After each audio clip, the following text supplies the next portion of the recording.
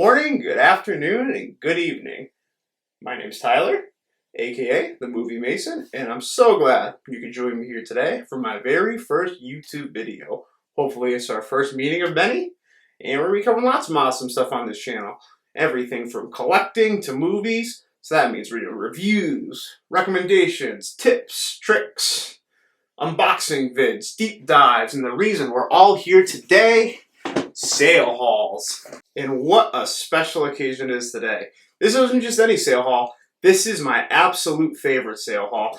This is the big one. This is one of 4 I get really excited for every year. Of course I'm talking about the first Criterion website flash sale of 2022. Everything 50% off.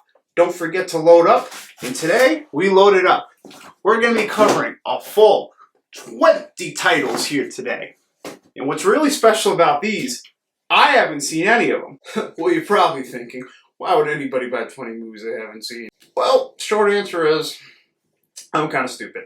But, if you're like me, cinema is very exploratory. It's a journey, if you will. And the Criterion collection exemplifies this ideal better than anyone else, in my opinion. There's really something there for everyone, every genre, any period of time, all over the world. The Criterion collection does not discriminate. And I would be lying if I said these were complete blind buys. It's not like I just threw stuff at a dartboard and said, these are the 20 movies I'm buying. No. These are all educated blind buys, if you will. Whether it's something, it features someone I love dearly to see in cinema, it's directed by someone. I'm the type of person who really likes to follow filmmakers and see bodies of work. Maybe it's a type of movie I'd like to add to my collection. Maybe I just said, hey man, I like the art, I like the title, I like who's in it, let's go for it. Let's roll the dice. Now, I'm just going to kind of reach into this box at random. This is no particular order. And kind of rationalize my thought process, how this movie I've never seen is sitting here in that box now, and maybe why you should buy it too, whether you've seen it or not. So, first up, we got from Japanese filmmaker Kenji Mizuchi. It is Sancho the Bailiff. Now, over the past year or so, I've really gotten into these samurai movies. This is a samurai movie, of course. And I've seen 2 other films from Mr. Misoguchi. I'm sure I'm pronouncing that wrong, and I pronounced it on the first time, but I'm a dumb American, I'm sorry. Yeah, I've really grown to care for these samurai movies the past couple years. I haven't seen a whole ton of them. I've liked everything I've seen, mostly films from Akira Kurosawa. I've seen a lot of the big ones, but we're branching out more, and you're going to notice with this, I'm not really married to a genre. I'm sure I have my preferences like everyone else, but I'm very willing to just try different types of movies, and definitely had to keep my Japanese cinema and samurai movie in my haul. I'm sure this one's going to be great. It's got the reputation to follow it.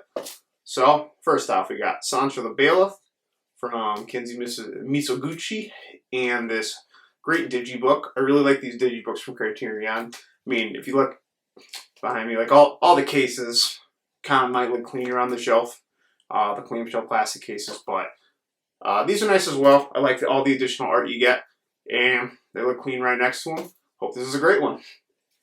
Next up, we got... This is one of the more random movies in my haul. It's one of the most modern, and it's Revanche from Götz Spielmann. I'm going to assume that's how it's pronounced, and based on his name, I'm also going to assume that it is Austrian or Dutch.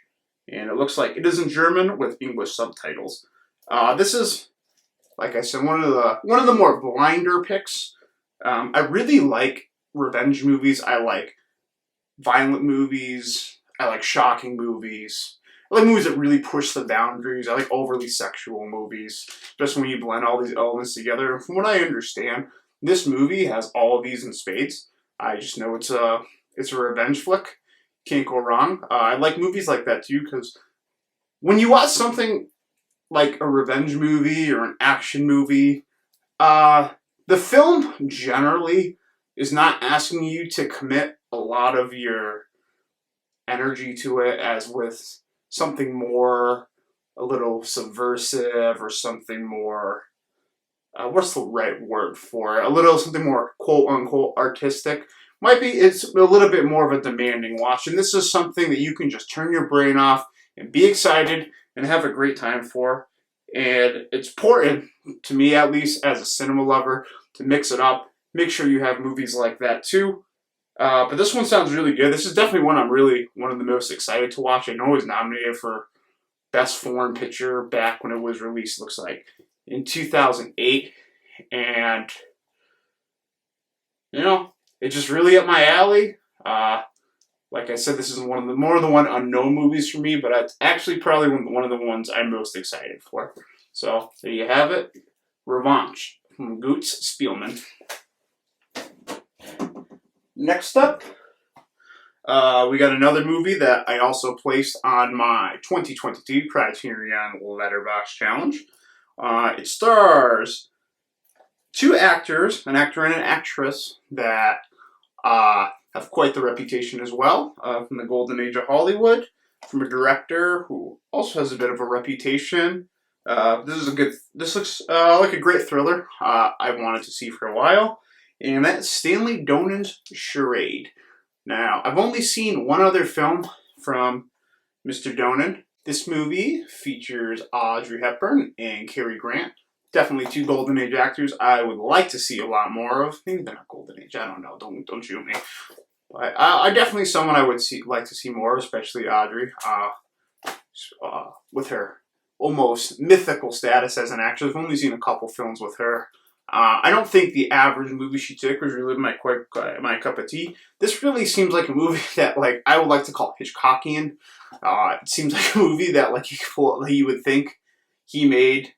I tend to like thrillers like this for the reason of on your first watch of them, they usually have a higher enjoyment level because they're just meant to be exciting. They're meant to be fun.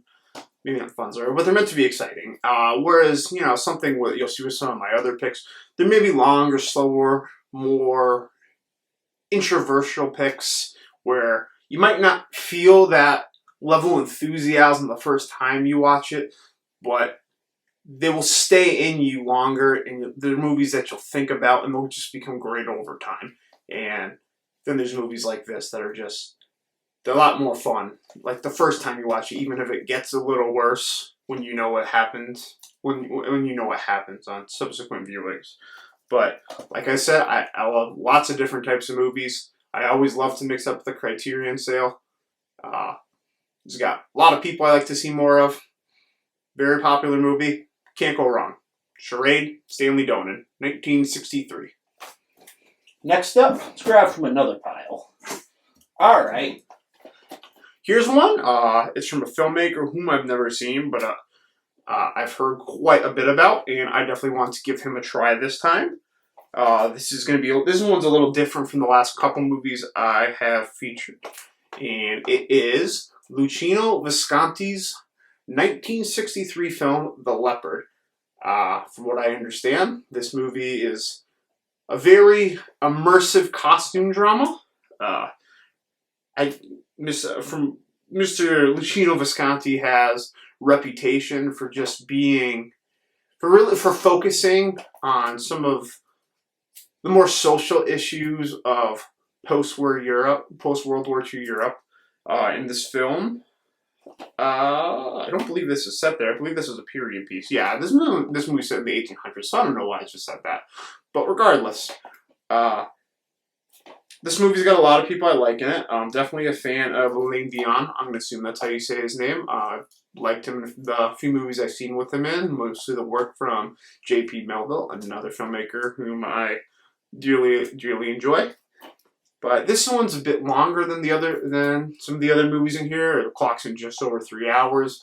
It has a notorious party scene. I really don't know much past that, but it comes highly recommended. I know a lot of people that swear by this movie. They call it one of the best movies they've ever seen. And I thought this was a great way to jump into Mr. Visconti. And, hope I like it. Tell me what you think about it. That's Luchino Visconti's 1963 film, The Leopard.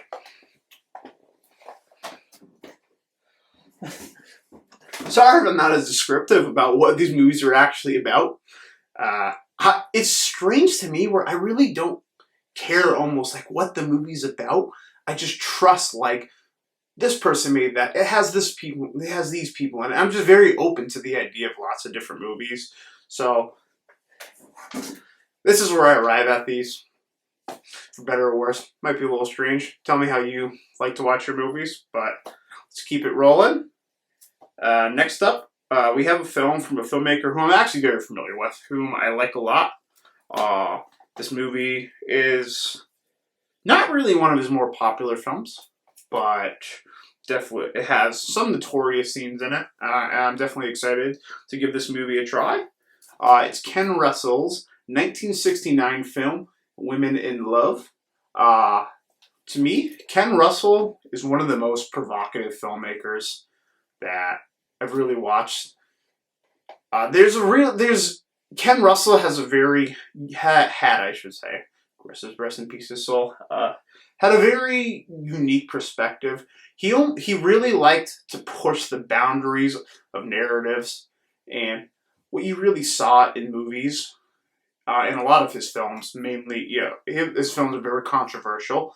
A lot of the time, they're very psychosexual, they're very shocking, and for their own reasons. Most notably, I believe the film came out in 1971, The Devils, one of the most controversial films of all time, but a great film nonetheless. Ken Russell, a couple of his movies I've seen, I think he kind of loses track of things. Ken Russell really swung for the fences, and you always know when you're watching a Ken Russell movie. And the way this man shot things, the way he told the story through the camera, it is very unique, and it's definitely somebody whom I will watch. I will continue to watch their films. I just recently caught his film, The Music Lovers, which was a biopic of some sort of the Russian composer Tarkovsky on the channel, and I really enjoyed that. I thought that was a great film. I really enjoy The Devils. I've seen a few of his other films, like Crimes of Passion.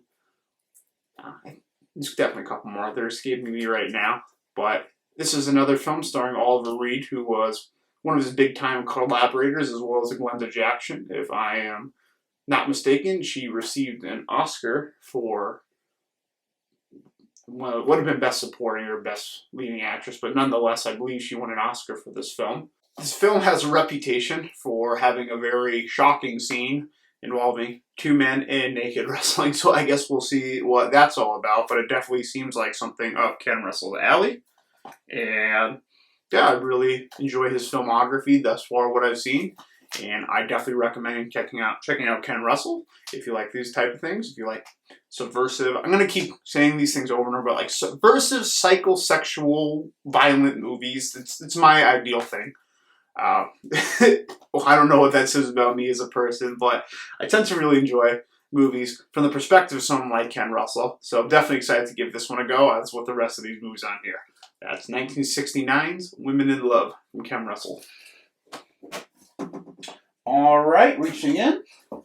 Here is another film on my 2022 Criterion Letterboxd Challenge from a filmmaker, again, no, I have seen one other film by him, which I did enjoy. But anyways, it is Louis Buñuel's 1962 film, The Exterminating Angel. Mr. Buñuel has a reputation for having, again, almost like Ken Russell, almost like a shocking, strange, boundary-pushing cinematic view. I've only previously seen Belle de Jour from Louis Buñuel, starring Catherine Deneuve. I believe that's how he say her name. I don't know.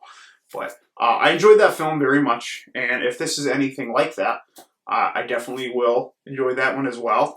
And this is definitely one of his more notorious films. I know it's about a group of, I believe it's rich people or wealthy people, are all in a room that they suddenly cannot leave, and I believe it's also a comedy. It's almost like a dark thriller. I guess he's very notorious for having genre mashups, and he's definitely a filmmaker that really interests me. I'm really excited to delve into more of his cinema. That's why I marked this one on my challenge for the year, because I definitely wanted to get into more of his and eventually get his box set also offered at the Criterion collection. And yeah, there's not a whole lot of Spanish filmmakers I've really seen either. So I really do enjoy seeing the way movies are made and different viewpoints from around the world from all periods of time, and this definitely slots right in nicely there. Definitely another one. Happy to check out. Let me know if you like it. This is Louis Manel's 1962 film, The Exterminating Angel. Next up, alright, here's a more modern one. This is a more modern one from a filmmaker whom I enjoy quite a bit. I've seen almost all his movies. His final 2 movies I haven't seen, I also put on my Letterboxd Criterion 22 challenge, which led me to picking up this film. It is The Life Aquatic with Steve Zissou. That is, of course, from Wes Anderson. Wes Anderson definitely has, when you know you're watching a Wes Anderson movie within the first couple minutes. He has a very unique cinematic lens. Strangely enough, his newest film, The French Dispatch, which I did like, I did think it was good, but it's almost a disservice that he has this lens that I'm almost no longer excited by it because I've seen it so many times. If someone else had made that film, I wonder if I would think a little differently of it. I definitely liked it, and when it gets its inevitable Criterion release, I absolutely will buy it. But I used to call that film like a stock Wes Anderson movie. Because you know what you're getting. Wes Anderson, to his credit too, he is the model of quality. I have not seen this film, and I have not seen the Darjeeling Limited. I've seen the rest of the movies, and I think they all range from pretty good to excellent. Some of them, a couple of them, are movies I will definitely rewatch the rest of my life. Grand Budapest Hotel is definitely one of my favorite movies from the past 10 years. Wes Anderson's really great at contrast, where he has these like very fluid, very colorful, very poppy, and congruent and whimsical and fantastically shot settings, and sometimes he leans into that with a PG-13 movie, but when he goes full R, I believe this one is a rated R film as well, they tend to be very vulgar, and it's a very cool contrast to seeing these film sets that would normally invite you to like a family-friendly, like more lighthearted type of film. And it's really funny. It almost adds to like his layer of like deadpan like humor, absurdity, deadpan. I don't know what you'd call it, but his humor is a bit dry and it's absurd. And I really like that. Maybe it means I'm immature. Maybe it means it's intelligent. I don't know. But this movie also features a couple of actors I really admire. I really like Bill Murray. Bill Murray was someone that I really grew to like last year. He had the honor of being my most watched actor of last year. I watched 14 Bill Murray films, mostly because I ran through the majority of Wes Anderson's filmography, and he's featured in almost all of those movies. But yeah, I really liked exploring all those movies, and it kind of broke my mold of like the fun like Ghostbusters Bill Murray that I grew up having this mental image of. It also features Willem Dafoe. In my opinion, he's among the best working actors today. Willem Dafoe is someone I really like. People like Willem Dafoe who take on lots of different projects, lots of different movies. You see him in like these action movies, these family-friendly kid movies, doing voice work. Then he also goes and does movies with Paul Schrader and Abel Ferrara and Lars von Trier, which is just wildly different than some of these other films. And he really gets to show his depth and his acting chops with it. He seems like he must be someone great to work with because he just seems to be working with all these great filmmakers, even to this day. I know last year he had Nightmare Alley come out. He was in the Spider-Man movie. About a month from now, I believe The Northman from Robert Eggers is coming out. He's in that as well. So I definitely always look forward to seeing Willem Dafoe in films. There's a bunch of other frequent Wes Anderson collaborators in this movie. I'm not completely sure everyone. I know Jeff Goldblum is in this, another actor. Lots of different projects I like a lot. I know Bud Cort is in this movie. There's a film called Brewster McCloud from the early 70s that stars a young Bug Court. It's a film from Robert Altman, a filmmaker who, kind of like these actors I'm hyping up, did lots of different types of movies, and I really enjoy the directors that have lots of different things in their filmography. Robert Altman was really the king of that. To me, he feels like the original, like, big cast guy, lots of different movies guy, and it feels to me like PTA was, Paul Thomas Anderson, I should say, was his spiritual successor. And man, you can find lots of his movies in the collection too. I could just talk about Robert Altman all day. Robert Altman's one of my favorite actors, but Robert Altman also had great comedic timing in this film. Bruce McCloud starring Bug Court as the title character, with just absurd humor. One of my favorite things I saw for the first time last year. Really enjoyed it. Definitely check this out. Check out any Wes Anderson movie, because they're all good. And as far as modern cinema goes, he's really someone you should see his films. He has under 10, I believe, and they're all good. So no complaints here. I'm sure this one will be just the same. So we got 2004's The Life Aquatic with Steve Zissou from Wes Anderson. Next, got another. We're gonna go. So here's a little bit of an older film than a couple we just went over, and this goes from someone. Ooh, this one has 2 movies in it. But anyways, this is from someone who I watched a bunch of his films last year as well. And again, they're all very different films.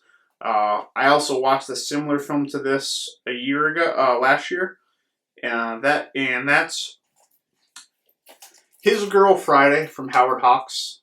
The film that he made that I watched last year that was very similar to this was Bringing a Baby, where it kind of had this screwball type comedy vibe, and I thought it was laugh out loud funny. And you know, if you're still laughing at a movie that's 80 years old, that probably means they did something good. But Howard Hawks is a great filmmaker. He's someone I really grew to respect last year. I saw probably 6 or 7 of his movies. I really got wind of him, I should say, through listening to I like to listen to film, like, interviews from, like, filmmakers I like. Just listen to stuff like that on YouTube. I'm sure some of you do as well. But someone who really talks about Howard Hawks all the time is Quentin Tarantino. Names him as an influence in a lot of his work. And I heard an interview where he went on to say, to him, Howard Hawks was like a father figure, because in all his movies, they almost like teach you a lesson. And I definitely would agree with that. I saw a screwball, like I said, Bringing a Baby, a screwball comedy like that previously. I've seen a couple of westerns he directed. All great. Howard Hawks, I've seen some noir films with him. He works with a lot of great actors at the time, like John Wayne, Humphrey Bogart. I know there was Cary Grant in this one. Cary Grant making a second appearance on here. He was in Bringing a Baby as well, alongside Katharine Hepburn. And I thought that was gut-busting funny. This film holds the same type of reputation. We're still talking about it. I'm going to watch it now here, over 80 years later. So, you know, if a movie's surviving that long in history, there's something right with it usually. This movie, looks like, also comes with a 1931 film, The Front Page, and I also have the remake of The Front Page from Billy Wilder, starring Jack Lemmon and Jack Matthew from the 70s. So it's going to be definitely planning on seeing all 3 versions of those, comparing them together. I wanted to get this film and watch this before I watched the Billy Wilder version, which is remake of the same movie with a different title. And yeah, you definitely I want to mix it up there with some comedy in here. You'll see lots of different genres, lots of different time periods, all fun. So that's His Girl Friday, the 1940 film from Howard Hawks. Alright, what's fishing here? Alright, I guess it's not random if I'm looking around. The next one, so this was an interesting one. I'm sure there's definitely got to be someone watching that's in this Facebook group as well. I participate in a Facebook group called Criterion Considered, which is basically all things Criterion, you know. Get updates on the Flash Sale, we make recommendations for each other, we share our hauls, all that good stuff. And I made a cart with 19 movies, and I said, hey, I'll just top it off to 20. I posted the list of 19 I was locked in the group, and I said, give me one based on what I'm getting. Just throw recommendations at me. I already own a bunch of Criterion, so give as many as you want. And I decided I was just going to pick whatever sounded the most appealing to me, or whatever maybe sounded the most educational to me. And this was the film that got picked. It is the 1949 film from American filmmaker William Wyler, The Heiress. This is, of course, a period piece about greed and deceit. When I was reading the description of this film, it really reminded me of Hitchcock's Rebecca. I felt a lot of the same vibes, and that was one of my favorite movies I watched last year for the first time, and it's something that really stuck with me. This film seems very similar. Previously, I've only seen one William Wyler film, but it's a pretty big blind spot for someone who was such an important director of his era. Of course, making very acclaimed, big budget films of his time, like Ben-Hur, for instance, which was, I know, one of the most decorated, award-winning movies of all time. He's also made some other notorious films, like The Best Years of Our Lives. I have only previously watched Desperate Hours with him starring, mainly because it starred Humphrey Bogart. And I'll basically watch any movie with Bogart. Bogart had such a screen presence that I really understand, like, his mythos. And I'm very happy. Basically, will check out any movie with him in it, and especially when you have someone like William Wyler attached to it. Who's in this movie? Oh. Apparently, this movie, the lead actress of this movie, Olivia de Havilland, maybe I'm saying that right. If I don't know her, I don't really know who that is. If that's not a good thing, I'm sorry. How embarrassing. But it appears she won an Academy Award for this movie. And I know this sounded very interesting to me. I really wanted to itch my blind spot of William Wyler and took some recommendations from people who, were able to look at my list of movies that you're looking at this box and determine, hey, you probably like this movie as well. So, why not? That's 1949's The Heiress from William Wyler. Next up, we have a more modern film. It's one of the most recent Criterion releases. I'm sure lots of you picked up during the sale too. And it is the 4K of Jane Campion's The Piano. And this movie also has a very good reputation. It's got a lot of actors I like in it. Sam Neill, Holly Hunter, who was real hot at the time, real big at the time, and Harvey Keitel, of course. All three actors still working today, had very long careers. Jane Campion, of course, made lots of movies, still working throughout through today. And currently even nominated for 12 Academy Awards for her film Power of the Dog, and I've also yet to see. But, I will hear good things. But I'm very interested in women filmmakers. There's not a whole lot of women filmmakers, and I've only seen so many movies, especially when you compare it to the spectrum of around the 2,500 movies I can probably account for seeing in my life. I've seen percentage-wise, I've seen very few from women. And women directing movies obviously offer a different perspective than men. And I definitely am interested in exploring that perspective from a different cinematic lens than what the majority of movies are made for. It just offers another viewpoint and another perspective. And I think in life, that's something that you should be open to grow as a person. And for me, it's no different in movies. Just kind of hoping these 4Ks will... Oh, you know what? I was suspecting all the 4Ks are going to be digibooks, and this one isn't. So that's busted. All the other four... I only have 2 other 4Ks, and they're both digibooks. But yeah, I'm definitely happy to check out this one. This one's a period piece. Period piece kind of used to mean something I wasn't interested in before, but something I'm definitely more interested in now. I'm sure I'm thoroughly enjoyed this one. Like I said, has lots of acclaim. I know it's a romance movie. Again, you gotta mix it up. Lots of different movies. Why not? This is the 1993 film, The Piano, from Jane Campion. Alright, this one I got 2 we're gonna put together on this one. Let me fish out the other one here. Alright. So These next two kind of go together. So I'm going to present these both as one.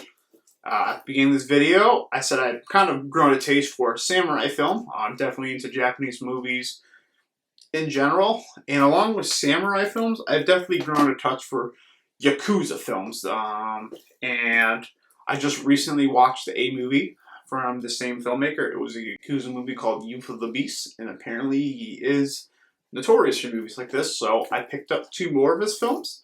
It's Tokyo Drifter and Branded to Kill. Both by, how do you say his name? Seijun Suzuki. I'm going to assume that's how you say it. I could be wrong. Please yell at me if I butchered it. But both, this movie's a little bit more notorious. This movie might be a little more popular. I don't think it really matters, but they're both Yakuza assassin movies. Again, they're both pretty short, too. A lot of these are longer movies just by the nature of the type of movies they are. So I definitely like to always, intentionally sprinkle in some shorter films in my hauls. Again, like I was saying earlier about thrillers, these are low investment movies where they're not so demanding to sit there and watch and be subversive and feel different emotions. It's fun to just put on a movie sometimes. Sometimes you're not in the mood to watch something so subversive. So something a little bit more fun and exciting in this, like a crime movie or a thriller, is really what scratches that itch for me when the opportunity should present itself. And the Yakuza movies are no different. Obviously, they don't make Yakuza movies in America, and it's another type of movie that I definitely want to explore. I want to branch. I don't believe there's any Yakuza movies in my collection, not in the Criterion one at least. So definitely wanted to add those in, and I like the first film I saw by him. Again, it was short. And these two films have a much more marvelous reputation, so I'm sure I'll like those as well. This one looks like, I believe this one's in black and white, and this one's in color. His film Youth of the Beast was very colorful. I really liked the color palette. That's something that's very appealing to me. But I also love black and white photography when it's done correctly. When it's done to its fullest potential. So hopefully you can see a little bit of that contrast in both of these. And if you're into some Yakuza movies, maybe you want to check these ones out as well. Maybe you already love them. A lot of people are recommending this movie for me in that list I posted on that group. I think they misunderstood my question, but a lot of people are picking out, oh, make sure you get Tokyo Drifter. It's yeah, I was already getting it. But might be a fan favorite. This one, they're both from the 60s. They're made a year apart. So that's a pair of Yakuza movies. Tokyo Drifter and Branded to Kill, both from Seijun Suzuki. Mid-60s. Love them. Next up, let's go. Here's another movie I picked. Not because it's almost embarrassing that I haven't seen this movie at this point in my life, but it was also a film that I selected for my 2022 Letterboxd Criterion Challenge, and the category was a film by a filmmaker whose work you've never seen before, and this is definitely someone in the Kino canon that I should familiarize myself with, and this is the most notorious of his movies. And of course, I am talking about Yasujiro Ozu. This is his film Tokyo Story, widely considered one of the greatest films ever made. It's supposed to be almost, I guess, the magnum opus of his realism style. From what I understand, he makes these slice of art imitating life films. This film is about two elderly parents that go to Tokyo to visit their child, and the child, who's now a full-grown adult, is too busy to spend time with them, and that definitely seems like something that that's like a natural phase people reach in their life, and it's something that definitely sounds relatable. I know here at my age, I find myself busier and busier and busier, and definitely I don't spend as much time or talk to my parents as much as I did when I was younger, and film like this definitely reflects people going through that phase of their life, and I'm sure that's why it's such a loved film, and why here we are 70 years later, still watching it, putting out collector's editions of it on Blu-ray. And I always like to think, like, what would these filmmakers say if they just like knew, like, hey, there's this guy here 70 years later buying nice collector's editions of high definition scans of your movies. And I always like wonder what these filmmakers like would think that have been gone for so long and made these movies so long ago that they still resonate here today. And yeah, I don't think I have anything spectacular to add about this film that hasn't been said before. Its reputation precedes itself. But that is the 1953 film from Yasujiro Ozu, Tokyo Story. Okay. Let's see. Here's another one from a more modern film from a very recent Criterion release. This was the first sale this would have been eligible for 50% off. It's from a pair of filmmakers, I should say. It might have just been one of them on this one. That I've seen quite a few of their movies. Definitely one of the most celebrated modern filmmakers still making movies today. And of course, I am talking about the Coen brothers. And this is their film, Miller's Crossing. I believe this just came out last month for the first time on Blu-ray. Maybe that's wrong, but on the Criterion collection at least. I mean, you know, I'm buying the nice Criterion version, am I right? But anyways, yeah, this looks, I believe this is like a neo-noir crime movie. I'm not completely sure what it's all about, but, you know, I've seen one movie from the Coen brothers that was just like a straight stinker that I felt, at least, that was the movie Hail Caesar. It was just a movie I felt like I got away from, but I've definitely loved everything else I've seen by Bloodsport. Is it called Blood Simple? Not the martial arts movie. Blood Simple, of course, their debut, neo-noir debut for them. I like noir in general. I'm sure you've picked that up with my hyping up of crime in Yakuza movies. That I like these crime movies. I don't know how else to put it. But yeah, this definitely falls into that canon. I'll watch anything from the Coen brothers. I've really liked basically everything I've seen by them, from, like I was saying, Blood Simple to No Country for Old Men to Barton Fink. Again, they make lots of different types of movies. Yeah, crime movies and like Fargo, westerns like No Country for Old Men, goofy movies like Raising Arizona, big goofy comedies like Big Lebowski. Lots of classics. Definitely treasured American filmmakers. Can't really go wrong. They always, again, they have big casts. I know this one stars Gabriel Byrne. Definitely loved an American actor. But, yeah. It's the 1990 film from the Coen brothers, Miller's Crossing. Next up.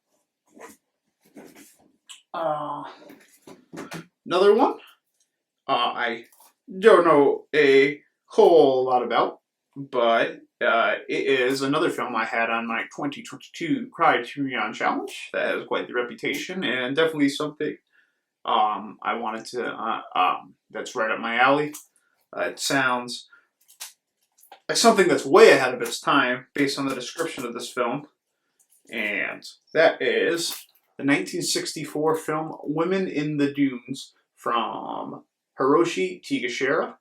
Again, someone who is definitely celebrated for his body of work. This film, like I was saying, seems very ahead of its time. I believe it is about a woman who is abducted and then subject to violence and sexual torture. And for a movie that came out in the 60s like this, that's content you really didn't see yet. So this is something that really pushes the boundaries of the time. It's very, very, very well regarded, and it's definitely it's definitely an educational watch as well. Some of these movies it's very educational to see things that push the boundaries of the time and how they influence things today, even if you don't really know a whole lot about it. It's very enriching, and for me, that's what movies are about a lot of the time. Another movie that this reminded me of as far as being a boundary-pushing movie, as far as the subject matters from the time was another Japanese movie, Unibaba, from, I believe, the filmmaker's name is Kinito Shinoda. I might be wrong on that. Something like that. Maybe pronouncing it wrong. But I got vibes of that film from this one as well. And yeah, definitely excited to check this one out. Looks like it's a bit of a long watch, but that's okay. I like these. I almost like longer movies that give themselves more time to flesh themselves out and really give you a chance to like submerge yourself in it. And when you get to the end of it, and it's just a great movie, the whole experience is just very, very rewarding. And it's definitely part of my personal cinematic mission statement, if you will, to see movies like this. Definitely looking forward to it. All right, we're on the home stretch here. I got another more new release. It's not a modern film, but it is a more recent release, and I really picked this one up on the back of the cast, and that is Douglas Sirk's 1956 film, Written in the Wind, starring Lauren Bacall and Rock Hudson. I am a giant fan of Lauren Bacall. She's definitely one of my favorite actresses across the time of cinema. Of course, starred in a lot of these early Bogart, a lot of these movies in the 40s with her husband at the time, Humphrey Bogart, and had a long, decade-spanning career. It's really, I see movies with her as a very young woman, to a middle-aged woman, to an elderly woman, and definitely one of my favorite actresses of all time. Rock Hudson is another person I'm interested in more films in. I haven't seen a ton of him, but there's another movie I blind bought from Criterion called Seconds that Rock Hudson stars in, and that's definitely one of my favorite blind buys of all time. Very impressive film, very underseen, very underrated, and Rock Hudson really holds that film down. Has quite the reputation for being a great filmmaker of his time. Not filmmaker, being a great actor of his time. So I'm definitely happy to check out films like this. Douglas Sirk also. I'm not sure if I've seen another movie, but he's definitely a director I've heard of, kind of in the canon of like thrillers, and I'm really not sure what this movie is completely about. I'm sure I read about it before I decided to purchase it, but just having Lauren Bacall in it was almost enough for me to pick it up. So she's one of those people I follow. There's certain filmmakers, certain actors that I would pretty much buy. If you put out a nice edition like this, I'll pick it up on a sale. And definitely another one of the movie, along with everything else, definitely happy to check this one out as well. That's a 1956 film, Written on the Wind.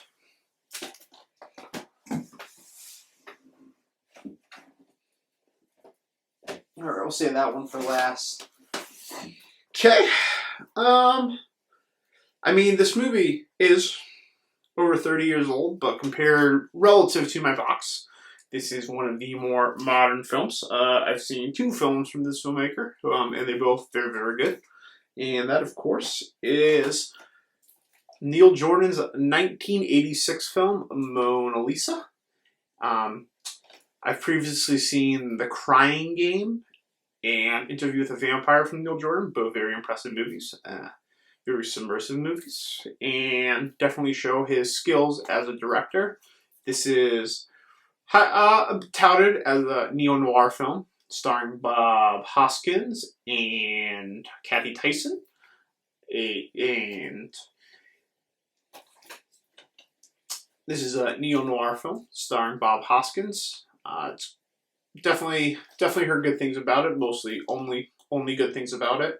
And again, it's in that space of crime-filled thrillers. It's only an hour and 45 minutes as opposed to some of these with extended run times from a filmmaker I already have good feelings about.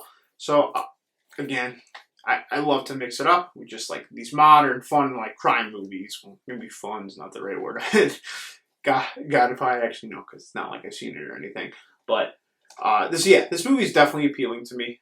From the screen caps of this I've seen, it looks like it has some very unique lighting, really hitting those dark neo-noir lines that I very dearly enjoy. Again, probably an easy watch. a little bit more modern compared to those things. That's one thing too. Is like if you just watch all these movies that are like 40, 50, 60 plus years old, like they tend to like blend together, and it's not like you have to watch them together anyway. So, but I really do like to, I like a variety when I'm watching movies. I like to I'll watch I'll watch a samurai movie or two, then I'll watch a movie like this, and then I'll watch a comedy. Maybe like I'll watch another comedy. I just run like that. And I always like to have an options available to me. And then when you're buying nice editions of movies like this from Criterion, I definitely want to cover all my bases. Not to make my own hauls daunting, which I'm definitely early in my collecting. Before I really had everything figured out, especially with Criterion sales, I buy like, maybe like 15 like classical movies or something, and then it would take me a while to get to watching it, because maybe it's not that I didn't want to see it, or like I was just buying it for no reason, but it may have been something like, well, I should see this movie, rather than like I want to watch this right now. And this is one of those movies. I just want to see this movie. I want to watch more neo-noir, like crime thrillers like this. I'm definitely interested in checking out another movie from Neil Jordan. So there you have it, 1986, Mona Lisa. You're right. Here's a filmmaker, a movie from a filmmaker whom I mentioned a little earlier. Probably his most notorious film, and definitely a hard blind spot for me. And that's Jean-Pierre Melville's film, Army of Shadows, from 1969. I'm very familiar with the French noir films from J.P. Melville. J.P. Melville, I've basically exclusively seen like crime gangster movie, not gangster maybe, but crime movies from him. And he's a very interesting filmmaker. He has a very good way of having actors like act with their body language and with their face more than actual dialogue. He's really great at exploiting like the silences and the stone cold gazes, at least from what I've seen so far. This was best displayed in his film starring Alain Dion, The Samurai. That was one of the first movie that really got me into him, and I was very impressed just like with his directorial style and the way he is able to tell a story with more using his actors and their body language than he is with actual dialogue. They're very subversive for type of movies that normally wouldn't be as subversive. And this is, I believe this is a war imprisonment movie set in the World War II, involving the Nazis, if I'm not mistaken. And anything from J.P. Melville, I'm definitely game for. Seen quite a few of his movies. I have quite a few more of his movies from other labels that are sitting in my collection and watch that I will definitely get to all this year. I also get into kicks where I watch movies from the same filmmaker. Like, I'll watch this, and then I'll go through on another one that I haven't watched from J.P. Melville. And I'll just kind of like get into these circles with him, and then maybe it'll, get me excited. And I'll go back and rewatch something like Bob the Gambler or Le Samurai, because I get into like circular ruts, not ruts, but circular almost repetition with craving more for the same style of movies. So again, it's something with me. I like lots of different types of movies of lots of different genres. I like it when it's an educational thing. You never know what you're gonna like. Hey, last year I decided, hey, I kind of like these musicals. That's not something I ever would have thought I would have said until then. So definitely another notorious film that I'm gonna take with me on my cinematic journey. It's 1969's Army of Shadows from Jean-Pierre Melville. This next one is one of the most modern films in my haul, and it comes from a director who I'm definitely trying to get into, and that is Secret Sunshine from Lee Chang-dong. I am a huge fan of Korean cinema. I think South Korea has put out some of the greatest movies in the past 20 years. Park Chan-wook's Old Boy is one of my very, very, very, very, very favorite movies. Like top 3 we're talking. I will watch that. I watch that movie every few months. I love Old Boy. I love Park Chan-wook in general. He's made a lot of excellent films the last 20 years, like Joint Security Area, The Handmaiden. You know, you also have what's his? Why can't I remember his name right now? Bong Joon-ho. Again, great Korean great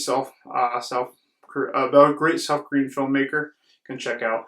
You know, everyone should check out Parasite by this point, but I'm glad what Parasite really did was it shook loose a film he had made 20 years earlier, Memories of Murder. That also has a Criterion release, which is fantastic. One of the best police procedural crime movies I've ever seen in my life. Love it, love it, love it.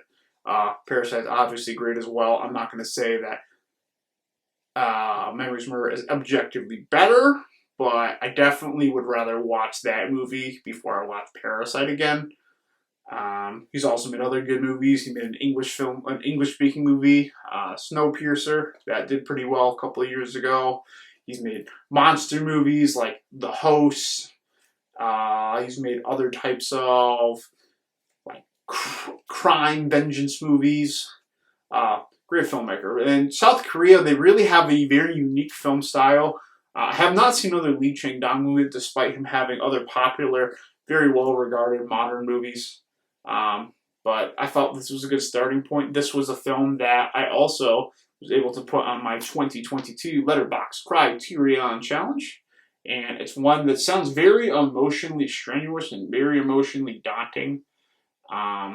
It's a character study on grief and loss. And I like movies like this that really I almost want to feel bad at the end of the movie. If a movie really makes me hurt and feel bad, it's just emotionally strenuous, those tend to be the movies I really revisit over and over.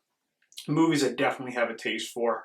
And as far as modern cinema goes, a South Korean movie of this sort sounds exactly up my alley. I'm sure I'll love this movie.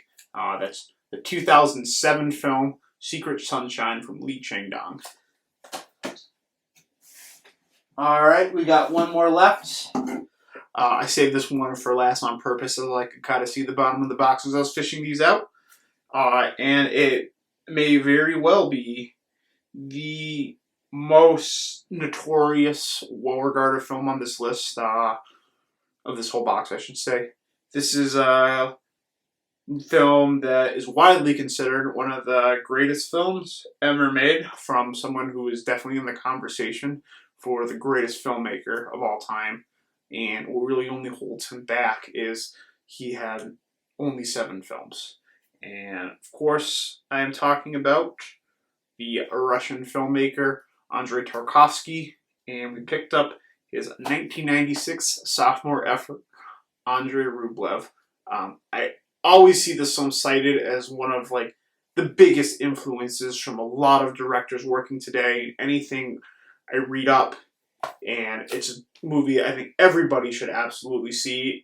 I guess it's a very demanding watch. It clocks in at nearly 3.5 hours.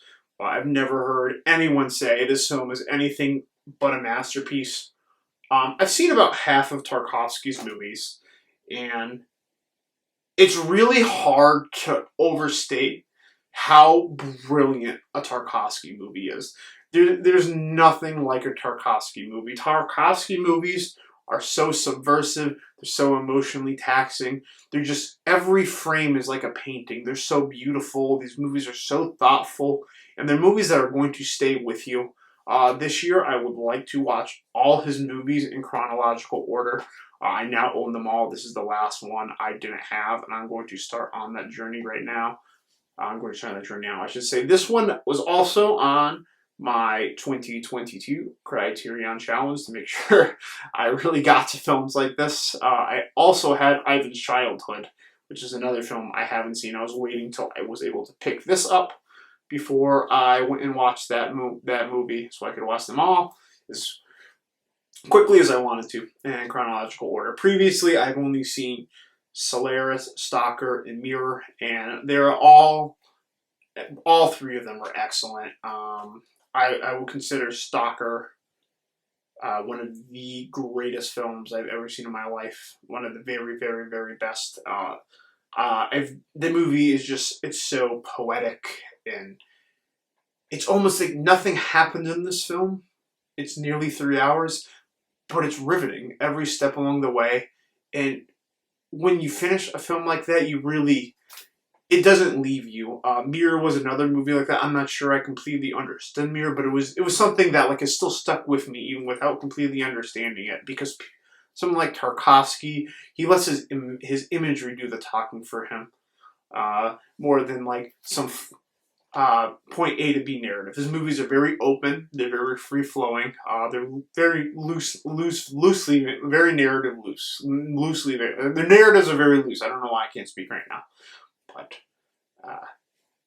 I was very impressed. I've been very impressed with every Tarkovsky movie I've seen, and all three I just named. I'm more than excited to watch those again after picking up more perspective from films like this and having already seen these and really enriching my experience. These are the type of movies that the more you watch them, the more they will mean something to you. It's not that there's no like exciting thing at the end or some twist that like really stops your heart the first time. It's something that it stays with you and it grows with you and it'll be part of you as long as you're watching movies. And it's really educational to see what movies came after these. And I'm sure Andrei Rublev is no exception. Definitely a movie that I'm very, very happy to finally see in the near future. So we've reached the end. That does it. A whole 20 movies. I'll go ahead and run through it again one more time for anything you might have missed. Andrei Tarkovsky's 1966 film, Andrei Rublev. Lee Chang-dong's 2007 film, Secret Sunshine. Jean-Pierre Melville's film, Army of Shadows from 1945. Neil Jordan's 1986 film, Mona Lisa. Douglas Sirk's 1956 film, Written on the Wind. Hiroshi Takeshira's 1964 film, Women in the Dunes. Joel and Ethan Cohen's 1990 film, Miller's Crossing.